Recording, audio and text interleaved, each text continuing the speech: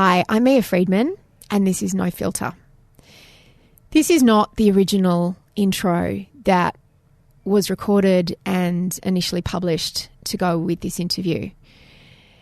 From the moment that Roxane Gay tweeted about how upset she was at that intro and the way the podcast was described, we immediately edited that intro out, and I'm re-recording this intro. This is what I want to say. The last 24 hours have been an extraordinarily searing lesson for me. I should never have been so cavalier in revealing details about this interview that should have remained private, and I understand that now. I made many mistakes. The first and worst was not understanding the difference between Roxane writing in her book Hunger about her experiences and difficulties of trying to navigate the world, and me talking about that experience from the outside, from my perspective. I mistakenly assumed that just because she spoke about it, it meant that I could too, but this is not my story to tell, and I should not have included it in the intro to the podcast or in the podcast description. It was disrespectful, and it upset her, and for that I am deeply, deeply sorry, unconditionally sorry. Reading Roxane Gay's book, Hunger, taught me so much and opened my eyes to what life can be like for her and other women of her size. It's something I've fought for my entire career in the media, a more diverse portrayal of women, more acceptance for different body shapes, an end to body shaming, and it's something I will continue to fight for. The irony of me upsetting and distressing someone who has been so influential and instrumental in the way I view feminism and body image is not lost on me. I am beyond mortified, horrified, and ashamed that I could have in any way contributed to Roxane Gay feeling anything other than fierce, brilliant, and beautiful, because that's what she is, and that is what I've always thought her to be. Please buy her book Hunger. It's incredible, as is she. Thank you for being here. Oh, you're more than welcome. Thank you just for being, actually. Oh, I'm a huge fan, and I love everything that you write, all of it, the fiction, the non-fiction, and I've just finished Hunger.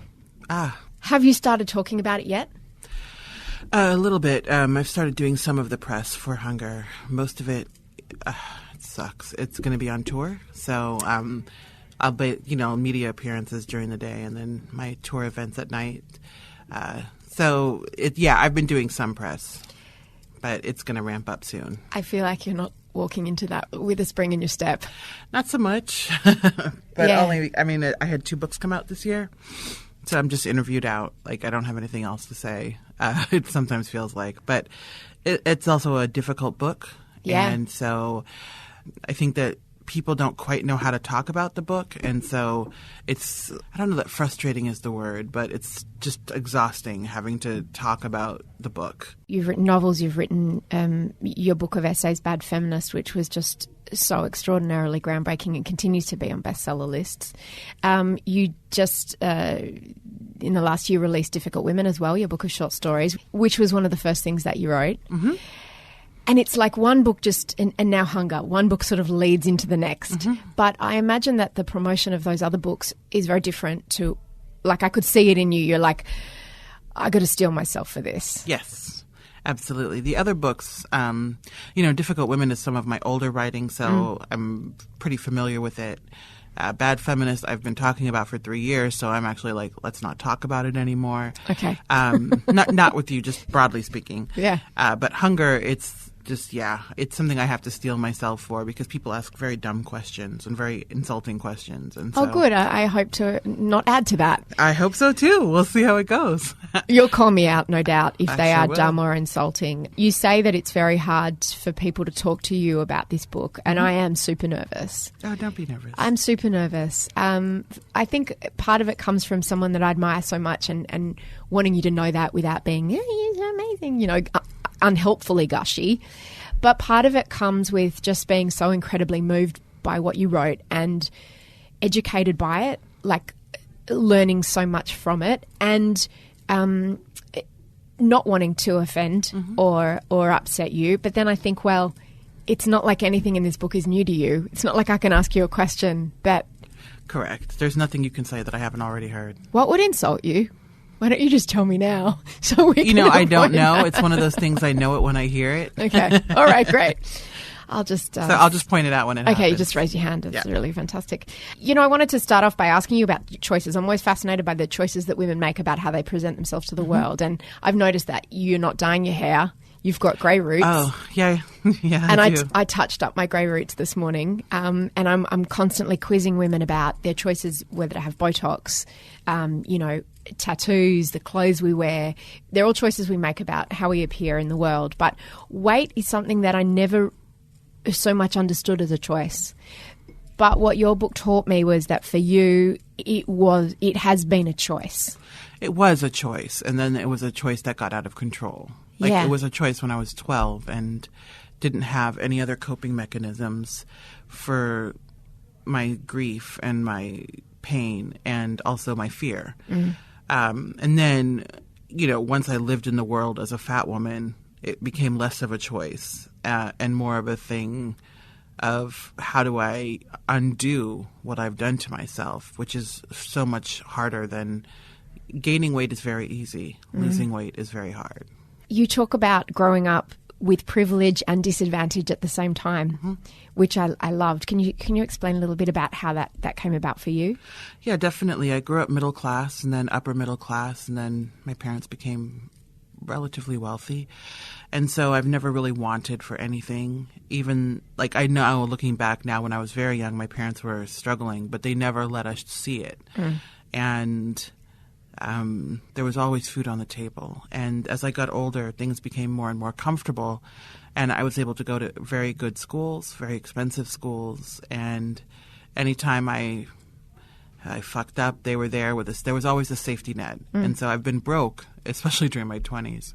But I've never had to worry about not eating or not being able to put gas in my car because help was always a phone call away. And at the same time, I grew up as a black woman in the United States, and there's a lot of disadvantage built into that. And then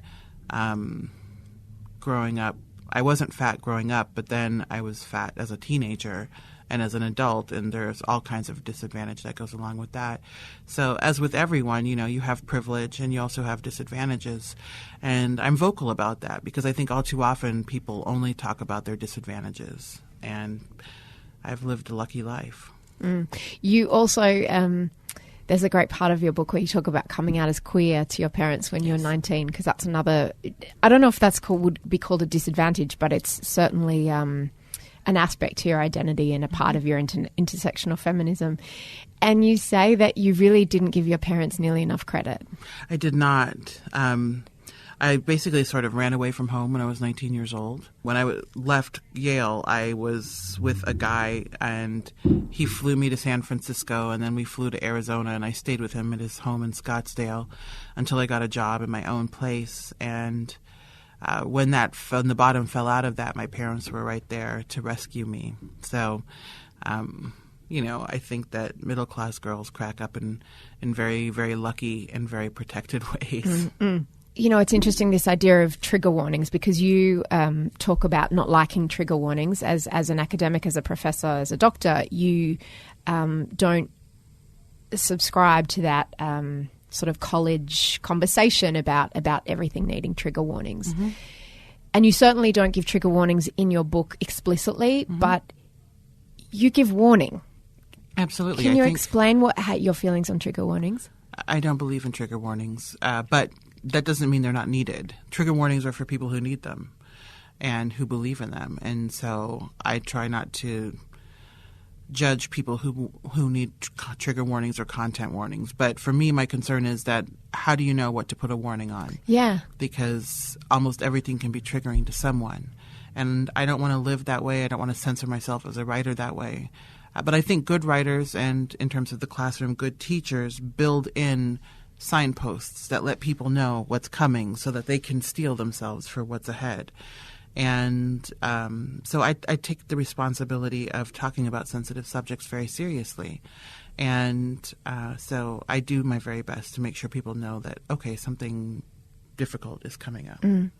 as someone who runs a media company, it's a decision, a conversation I've had over the years as well. And I often have some of the younger members of my staff saying we need to have trigger warnings. And a couple of years ago, I sort of said, for all the reasons that you described, and I loved that you were able to articulate something that I felt, you can't protect everyone from everything.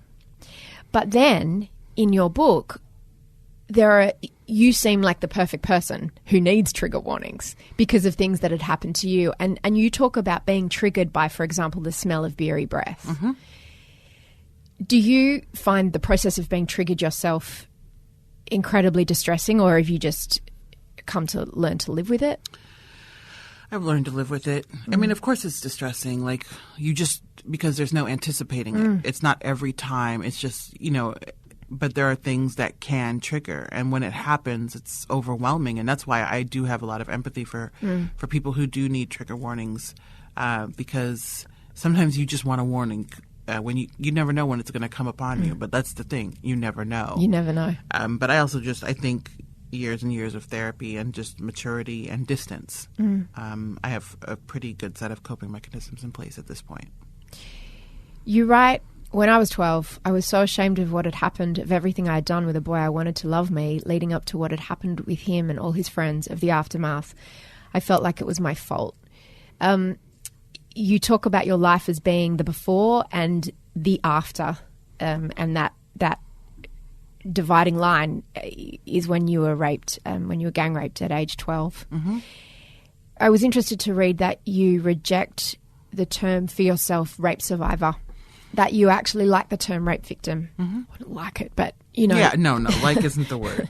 But that was really interesting to me. I'd never considered that, and I'm always very careful of language, particularly around issues of which I have no experience. And so I thought survivor was the right thing to say. Oh, I think for most people it is. And I mean, I don't get upset if someone calls me a rape survivor. There's nothing wrong with that. But in general, I understand the impetus to use survivor because it means that you've overcome something or at least endured something. And you want that acknowledgement that you aren't strictly defined by what you've been through. And I don't see myself as strictly defined by what I've been through, but I think it's okay to acknowledge the horror of it. And I think that victim and the vulnerability of that language is appropriate for trauma sometimes. And that's just for me. It's not something that it's not like, that's not my mission in life to convert everyone. Are there times when you feel like a survivor and times when you feel like a victim, and are they different times? Neither are an active part of my life anymore. So I just don't think in terms of that at all anymore, unless it comes up. When I was writing the book, it came up, but it's not like I wake up in the morning and think, oh, I was a victim or a survivor.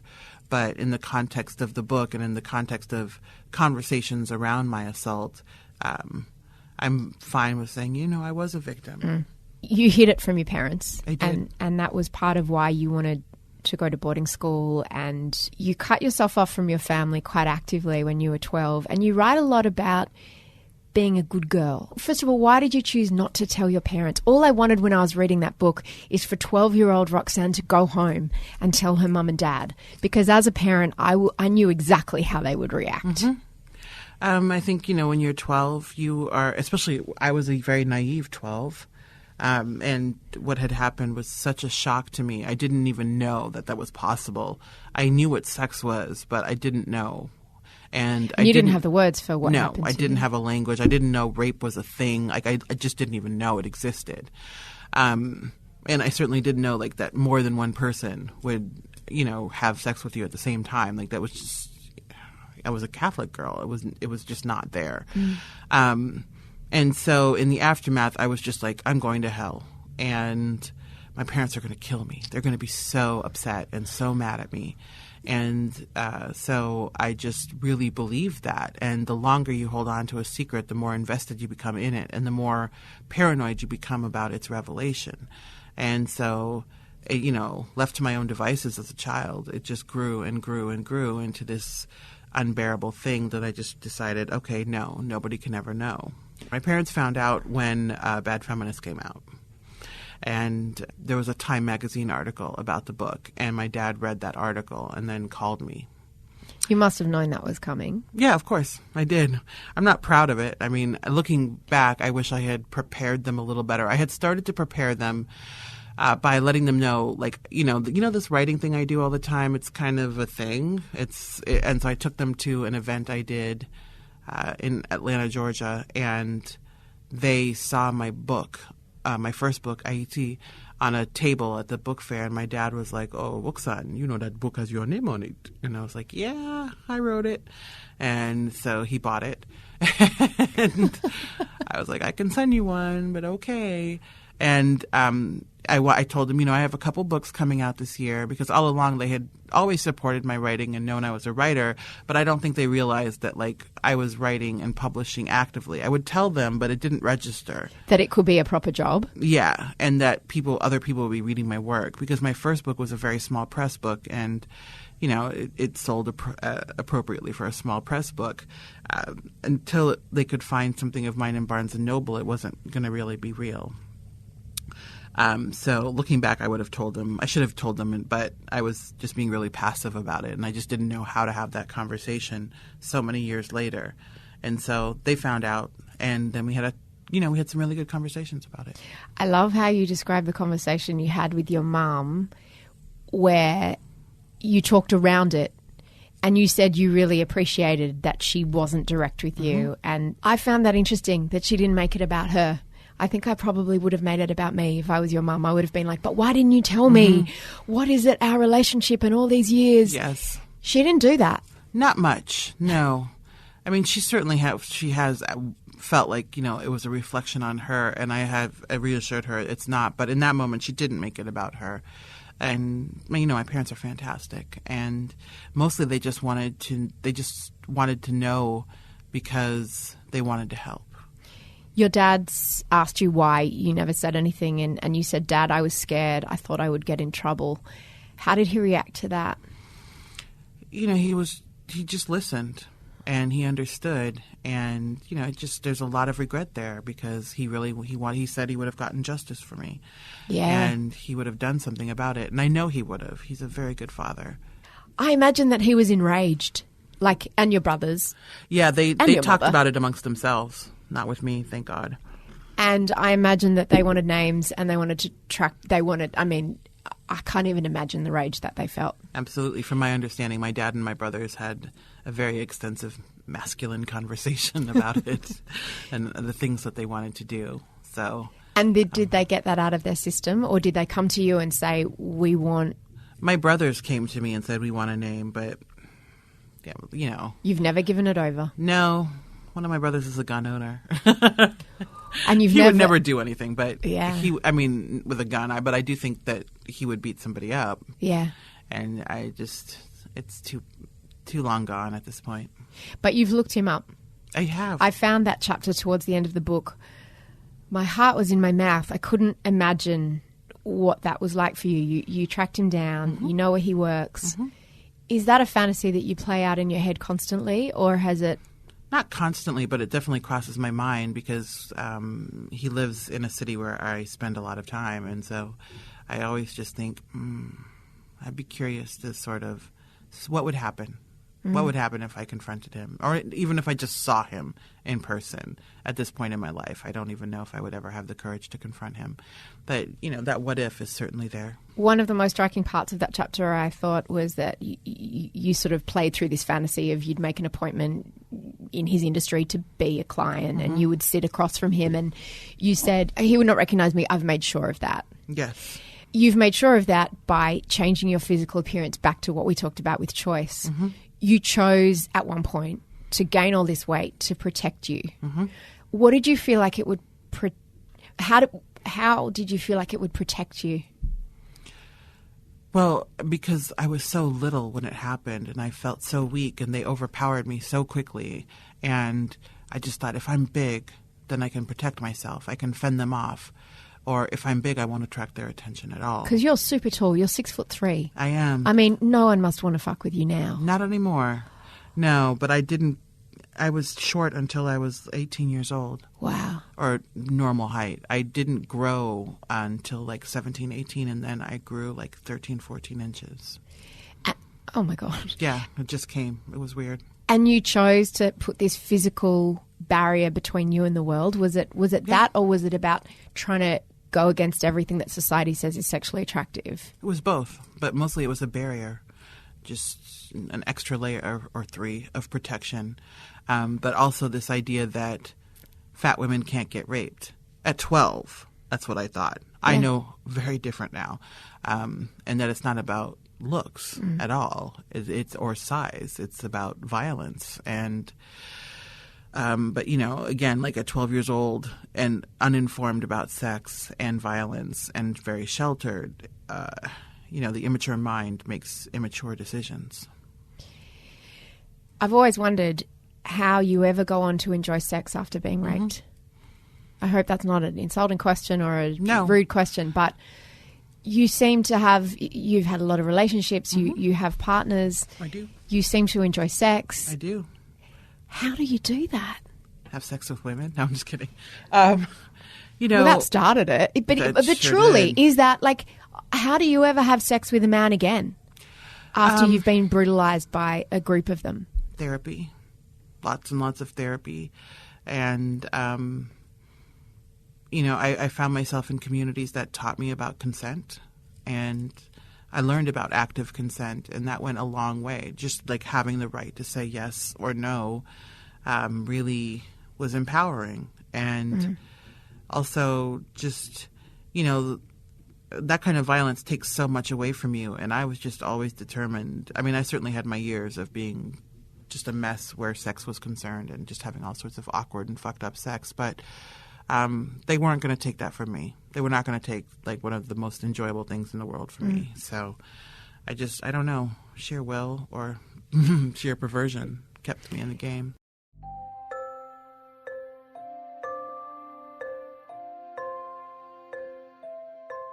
You have male and female partners still?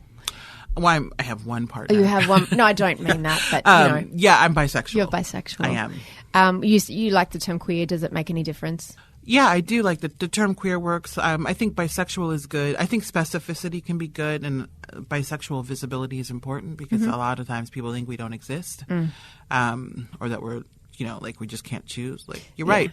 I don't have to choose. I get all the cake. Correct. But yeah, I'm fine with either one. Yeah.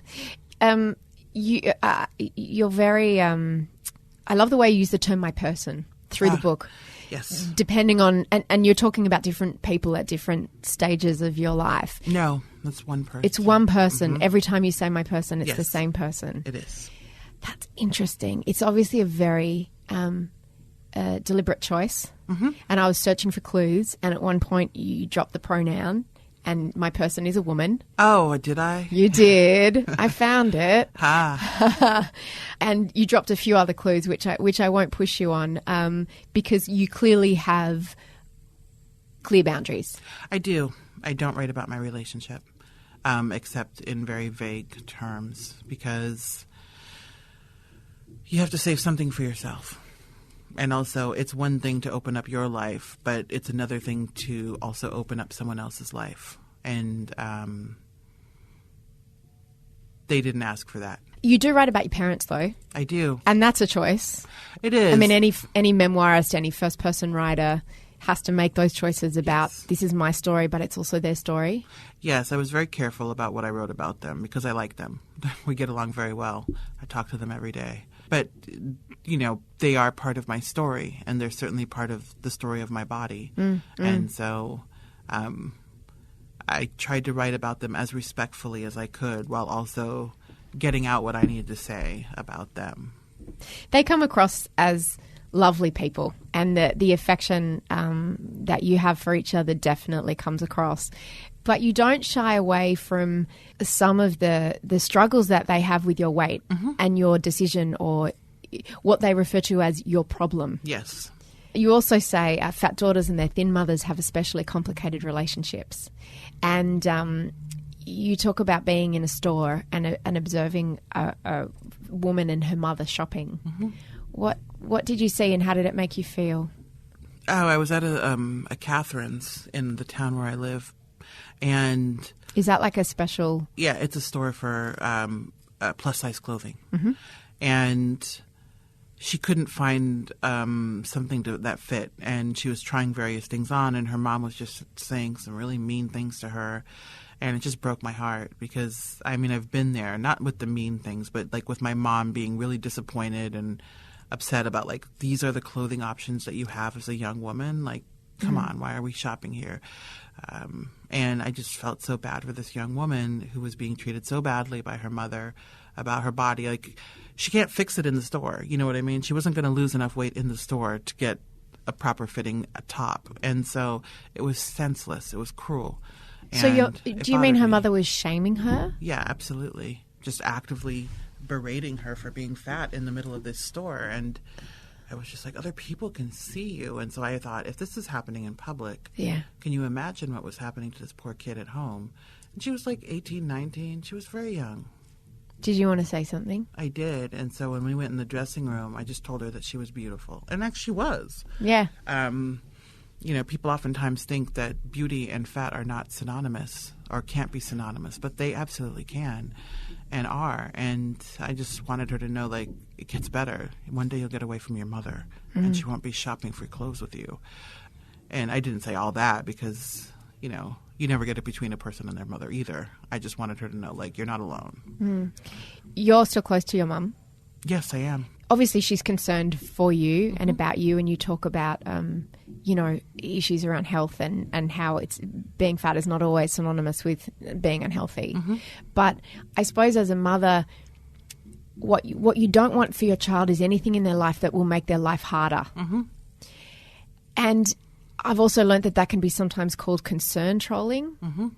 How is it different, like a mother wanting your life to be as frictionless as possible, and the people who say you really need to lose weight because it's costing a lot of money for the economy or it's bad for your health? I mean, you know, when it comes from a place of love, you have to respect that, but also you don't have to tell me either. Like, sometimes you have to keep that to yourself. Like, sometimes love is wanting the best for your child, but also recognizing that telling them that you don't see that they're having the best, that isn't going to change anything and it isn't going to help the situation. But concern trolling from strangers is just people talking through their fear and their disgust about obesity and fatness. And it's really revolting because nobody is taking from your bottom line. Nothing is changing in your life if I'm fat or not. And they always say, well, you're taking 10 years off your life. Well, it's my life. Why do you fucking care? We don't even know each other. So I die 10 years sooner. Oh, well. I mean, I don't mean that cavalierly, but it's nobody's business. And, you know, everyone becomes this, like, amateur doctor when it comes to fat people. And they just diagnose you walking down the street. And it's abhorrent and unnecessary. You say that as a society we have sympathy for anorexic people. Yes. And contempt for obese people. Why do you think there's that difference? Because they're both people who have unmanageable relationships with food. They can both be, but fatness is not necessarily an unmanageable relationship with food. It's not necessarily disordered eating. Anorexia is a disease, and not everyone recognizes that, but I think people reward thinness. And so, you know, people will say to anorexics, oh, you're taking it too far, but few people are actually really concerned about anorexics until they become so gaunt that you recognize that this person is near death. We tend to celebrate them on red carpets, don't we? Oh, absolutely. And in magazines. We see it all the time. I mean, and on Instagram. Some of these women, I get it. It's their bodies, and they understand what the price of fame is. And I get it. Respect the hustle, but at what cost? And what kind of message is it sending to young women and young men, for that matter, about what a woman's body should actually look like? I think that there's a range of women's bodies, and some women are thin and naturally very thin. And some women are not. And there has to be space in our sort of public discourse for respecting both kinds of bodies. Or not even, there's more than two kinds of bodies. But, you know, we don't allow that. We really just value thinness. Why do you think people who are overweight provoke anger? Because people who are anorexic don't. I mean, you described a heartbreaking situation which taught me so much and I've spoken to Lindy West and many people and friends about what it's like to get on a plane and the indignity and shame and pain and hurt of air travel when you are a fat person. Tell me about that, if you wouldn't mind, that time that you were in the exit row and that man got actually angry at you. Yeah. It was many years ago. It was the last time I flew in a single seat in coach.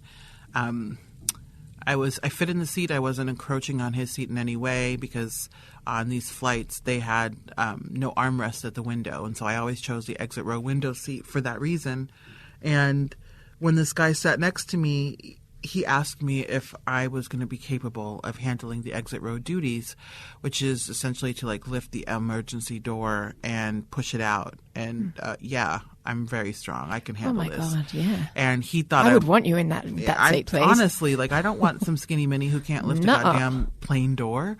But he was really upset and agitated, as if my fatness was going to block the exit row in the event of a fucking plane crash, which rarely ever happens, and that he was going to die because I was fat. That was clearly what was going on in his head. Like literally that is what he was thinking. Yeah. Like you described, it's like people feel like you're taking money out of their pockets. Yes. He really thought I was standing between him and life and death, and it was horrifying. And so he notified a flight attendant. The flight was delayed as he continued to have his tantrum, and they eventually moved him to another seat.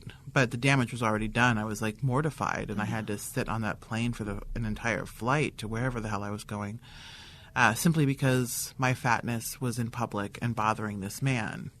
I've bought myself out of that problem now with money and flying first class, but it's still, flying is still a pain in the ass because people look at you before you board and you can just tell, like, they're like, oh, don't let that fat ass sit next to me. And they're just needlessly cruel. And it's just like, so we should hide in our homes for the rest of our lives? Like, we don't deserve to live or be in the world? It's very odd. I loved what you said also about you now. At one stage you used to buy 2 coach seats. If you have to fly in a certain airline or whatever, you will buy 2 coach seats, and then the person on the third person who sits on the aisle will try to use that middle seat, and you won't have any of that. Oh hell no, because skinny people get so fucking offended when fat people like dare to have their fatness encroach upon them and their seats in airplanes. And so if I buy 2 seats, you don't get to broach my second seat, which clearly is empty. But it's empty because you don't want my thigh touching yours. Fine, I respect it. No problem. But you don't get to put your book or anything on my seat. That's my seat. And my friend is sitting there, my invisible fat friend. You talk about being visible and invisible at the same time. Yes. Walking through the world. How do you mean? Well, certainly you're hyper visible when you're fat because you stand out in terms of your size. And, of course, at my height, I also stand out. But you're also invisible because people run into you. They elbow you. They look past you. They look through you because you don't exist, or they don't want you to exist. And so you really become invisible. And it can be really frustrating. Sometimes you'll turn up as the featured and very well paid, rightly so, guest speaker, and they'll just look straight through you. Oh, definitely, especially in the first couple of years of touring and doing events at universities where people didn't really know who I was, like sort of people on the ground other than the organizers. I would show up to events, and oftentimes I was the keynote, and I would, enter the room, and they would say, "Can I help you?" And I would say, "Yes, I'm the speaker." And they would say, "Oh," and they would look so shocked, like, this fat person is going to speak to 3,400 people in this room. Why, yes. Turns out I am. And, that can be really hurtful, but also it's a nice fuck you when I get on stage and then cash that check. So. It's important to note that you say early in the book, this isn't a success memoir. It's not a success story. It's not, I'm great with my body. I feel empowered. I'm comfortable. Your body is sort of public property, isn't it? It can be. I mean, I think people always treat fat bodies as public property. They give you their unsolicited advice, their unsolicited opinions. I mean, I have done events where people have given me nutritional advice in the signing line. Oh, my God. Like, as if I'm not a grown woman with my own life. It's bizarre. What do you say? I just smile politely because, you know, you're not allowed to really be rude because then you're like the rude writer. Yeah. But then I fucking tweet about it passive aggressively. Hashtag asshole. Yeah, basically. I do. I'm very passive aggressive at times. It's awesome. But yeah. Your Twitter bio says, if you clap, I'll clap back. Yes. Do you still clap back? Always. I'm not going to tell you how to behave on Twitter. I'm going to ask you what you get out of that. Oh, it's just relaxing. No, really. When people are, I don't do it all the time. People tend to be really rude. And sometimes you have to bring that dirt to the light. I think sometimes people need to see the extent of the harassment that black women in particular face online for daring to have an opinion. You know, people say, take the high road or look the other way or don't feed the troll. Like, what the fuck are you talking about? They're going to be trollish anyway. You need to see, like, what I'm dealing with and understand that this flows into my real life. These people mail things to my job because I teach at a state university. And so my address at work is public. And so I get reams and reams of psychotic, racist, homophobic mail. Why do you make people angry? Why do women with opinions make people angry? Because women should shut up and look pretty. And I only do one of those things. Indeed you do.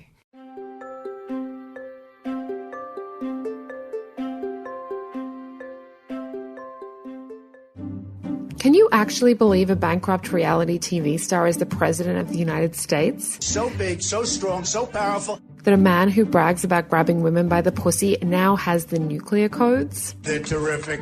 I'm Amelia Lester. I'm an Australian journalist living in Washington, and sometimes when life feels a little bit crazy over here, I like to ring my friend Mia Friedman and say to her, Mia, tell me it's going to be okay. Hello? Mia? Amelia. Are you in the cupboard? I'm in the cupboard. It sounds amazing. Well, now it's a podcast. Join me and Mia as we cover the insanity that is the White House and then distract you with all the pop culture and anything else that can take your mind off Trump. Tell me it's going to be okay. Where we tell you it's going to be okay. Or we think.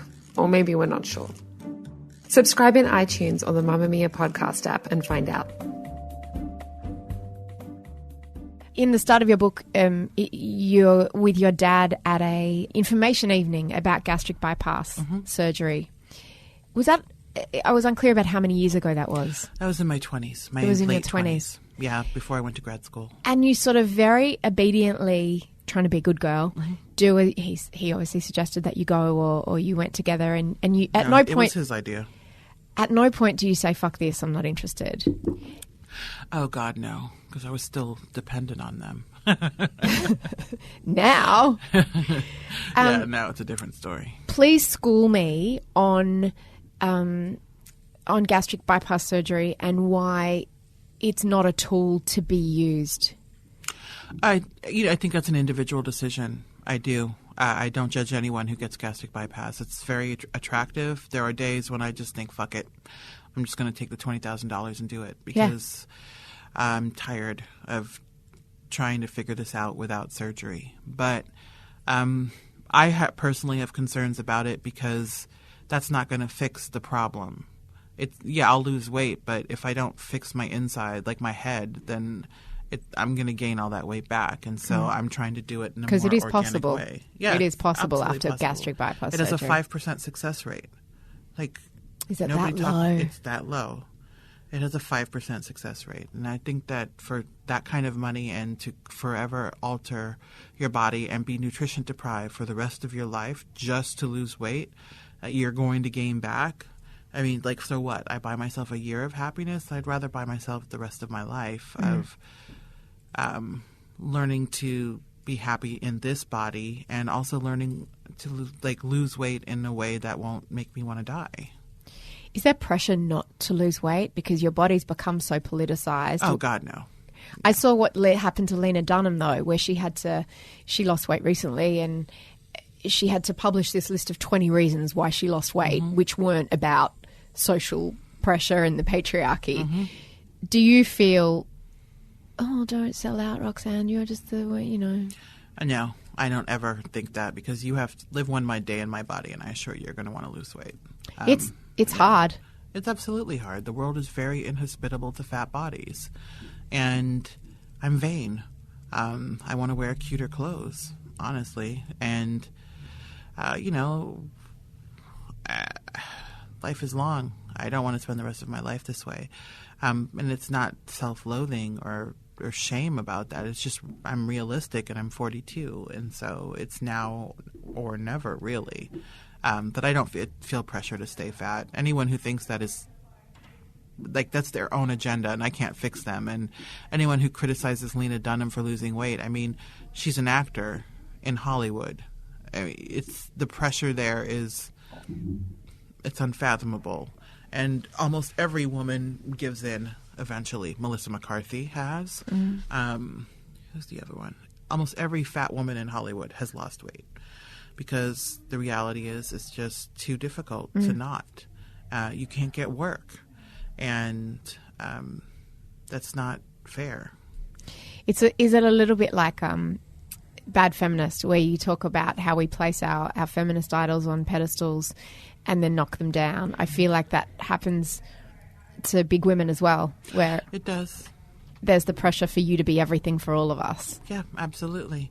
But again, I think people project a lot onto fat women, and I think that a lot of people assume that if I choose to lose weight, I'm saying that there's something wrong with being fat. No, if you're comfortable being fat and happy and healthy, cool. That's your choice, and I embrace it. But I would like to, and the women who generally espouse that are what I call Lane Bryant fat, where they can go to Lane Bryant and buy clothes in almost any mall. The day I'm Lane Bryant fat, I'll probably be just fine. Where do you have to buy your clothes? Well, I buy a lot of catalog clothes from Women Within, which is this shitty ass store, and now I have my shirts custom made. Or I go to Casual Mail. There are like 4 stores, and Catherine's. And it shits you, right? It's frustrating is what it is, because like you don't get a lot of choice. A lot of the clothes are really just like Catherine's loves to bedazzle their shit. Oh, and God. Yeah, like why the fuck would I wear this bright leopard print with fucking bedazzling on it? First of all, no. I'm only 42. Second of all, no. And third of all, no. It's just there are so few options in the fashion industry. It's quite infantilizing. Yeah, and the fashion industry is not interested. Or just genderless. That's not genderless. It's just hideous. It's just hideous, and I'm not ready to give up the ghost yet. And so I get a lot of shirts custom made and button-down shirts and stuff, and that's awesome. Fashion is not the only way that your life is really hard. By the size, being the size you are. I wasn't going to talk about it, but you talk about it so much in your book. Before you came, we had to make sure that we did a bunch of stuff that would make you feel comfortable, stuff that I would never have even thought of, which I was so grateful to be warned about, because the last thing in the world I would want you to feel uncomfortable. I had no idea how stressful it must be for you just to be in the world. It's very stressful because you just never know. Is there a space that's going to accommodate me? Are there going to be sturdy chairs? Are the chairs going to have arms? How wide are the arms? How low is the chair? It's just a constant series of questions that you're asking yourself every single day before you go into any space. And it's exhausting because people don't think. They just assume that everyone fits in the world the way that they do. And so it's just really weird. But then sometimes people go to the other extreme and assume that, like, you're incapable of, like, basic things and basic movement, and that you need, like, to be coddled. And it's, like, there's a happy medium, but it's, to have to, like, teach people in every single space that you enter, like, how to treat you and your body with dignity is it's a full-time job, and I already have several other full-time jobs. You sure do. You were bulimic for a couple of years, which is something I didn't know about. I was too. How did you get over it? Because it was later in life. Yeah, definitely. I learned late in life. I taught myself late in life, I guess. And one day I just was like, oh, man, Roxane, you are so old to be doing this. Like, what is your damage, really? Like, what is going on here? And so I think I stopped the same way I quit smoking. I just stopped. When I put my mind to something, I can generally do it. And, with bulimia, you have slip-ups every now and again. You do. It's not the kind of thing that you can overcome, I think, as easily as other problems. But, yeah, I guess I just stopped. It's exhausting. It is. How would you describe your relationship with food now?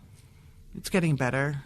It's getting better. I've started seeing a nutritionist or a dietitian rather. And what's most interesting about it is that we don't talk about food that much. We talk about behaviors around food. And so it's been kind of mind-blowing and helpful in really interesting ways to just look at some of these patterns I've developed over the years that I didn't even realize. Like, the damage wasn't just the eating. It was like the rituals around eating and the rules that I established for myself around eating and the punishment that eating became. And so now we're sort of working to try and undo all of that so that I can lose weight in a way that is sustainable. And that doesn't trigger feelings of panic in you? Yeah, that's really the goal. I won't hug you. You hate being touched? I do. Unless it's someone I'm into. With. Yeah. I'm not into hugs. You're not into hugs. And I love what you say about how people come up to you and say, I know you're not into hugs, but I'm just going to give you one. It even happened last night. And I was just like, no. You've written a whole chapter now about that. Yes. I think that people really need to is that sense of just not respecting your physical boundaries? It's just not respecting physical boundaries. I mean, it doesn't matter. I could write 20 chapters and people are still going to do it. It's fucking aggravating. It really is. Because no one goes up to Colson Whitehead and is like, can I hug you? I think it's something that women writers in particular face. Yeah, right. This idea that we're supposed to provide emotional caretaking and intimacy in addition to our work. And with my writing, I do get where it comes from. I do understand that a lot of women in particular feel seen and heard by my work, and they feel this kinship, and I don't want to ever disrespect that. But at the same time, you don't know me. You know what I allow you to know of me, and we're not friends. And I don't hug my friends. You're a stranger. And let's shake hands and have a warm conversation. That I'm totally down with. So. You also don't like photos? Hell no. I know. We wanted to film this as an interview, and then I was like, okay, but can we get a photo? And it's like, no, you can't get a photo. I'm like, no one says that. Like, I've never had that before. No photos. Yeah. You're like Tom Cruise. You and Tom Cruise, no photos. No photos, because when I have pictures on the internet, trolls take them and write mean captions about them and send them back to me. And that's not pleasant. That's fucked up. It is. Men are horrible. And so some women. That's a way that you can, again, regain control over your own boundaries. Yeah, it's really about boundaries and just, again, like thinking about how much energy do I have to deal with the number of mean things that are going to happen if I do this photo op or if I go on TV. And so I rarely do TV, even though I get asked to do it all the time, because the harassment goes up so high every time I do a television appearance that I have to literally decide, do I have the energy to go to work and go to CNN today? And if I don't, then the answer is no. So I've dealt with that by taking myself off Twitter, and my life is so immeasurably better. But you won't do that. Well, no, because Twitter isn't the problem. The trolls email me these things. Okay. It's not Twitter. I mean, Twitter trolling is annoying, but I can just mute it. Thank you for being in the world. Oh, thank you. I'm such a huge fan. I love everything that you do. And thank you for giving the term bad feminist is what so many of us are, but didn't even have that term. And I thank you for it and just for everything that you do. And congratulations on your book. It's beautiful. I'm so sorry you're going to have to be out there promoting it for the next year. Me too. Thanks for listening to No Filter. I can't recommend Bad Feminist and Roxane's new book, Hunger, nearly enough. They're both available at iBooks. if you go to apple.co/mamamia, this is where you can buy all of the books that are mentioned by everyone on our podcast, and you can also subscribe to all of our shows in one place. I'm going to ask you two favours, actually. If you can leave us a review for any of our podcasts, that helps us enormously to keep creating these podcasts for you for free, and it helps other people find out about them. And if you can share podcasts, either this interview, if you think of someone that might enjoy this interview, please share it. Share it on your social media. Share it using that share button on your phone that you'll find in the top right-hand corner of either this episode or of the No Filter feed. Please do us a favour. That would just mean the world. And you can download the Mamma Mia podcast app because we're launching so many new shows. We have a new show that's launching this month, or may have already launched by the time you hear this. It's called Tell Me It's Going to Be Okay. And the one thing I really regret running out of time to talk to Roxane about was US politics. I spent the election night, which was day here in Australia, looking at Roxane's feed among many others on Twitter, and she was saying, it's okay, Hillary's going to win. And I was like, it's going to be okay. Roxane says it's going to be okay. It was not okay. But we've started a podcast, my friend Amelia Lester and I. She's a journalist based in Washington, and she's the smartest person I know about all this stuff. And when she lived in Australia for a year or so, throughout the election campaign and then in the first few months of Trump, we would meet once every week or 2 weeks for chicken and chips, and we would talk about US politics and try to reassure each other that everything was going to be okay. And we took it in turns being despairing. And then we would talk about all the pop culture that we were distracting ourselves with, books and movies and TV shows and the best things we've read on the internet. So we're now going to do that via phone with our rosé, and we're going to put it out there. If you're interested, please subscribe. It's called Tell Me It's Going to Be Okay. If you want to suggest a guest, ask me a question, leave a comment about any of our podcasts, you can call the pod phone on 02 899 9386 or flick us an email at podcasts@mamamia.com.au. Today's show was produced by Elissa Ratliff with help from Kelly Glover for the Mamma Mia Women's Network. The executive producer of podcasts is Monique Bowley, and the head of entertainment is Holly Wainwright. I'm Mia Friedman, and I will see you on the internet. Lots of love.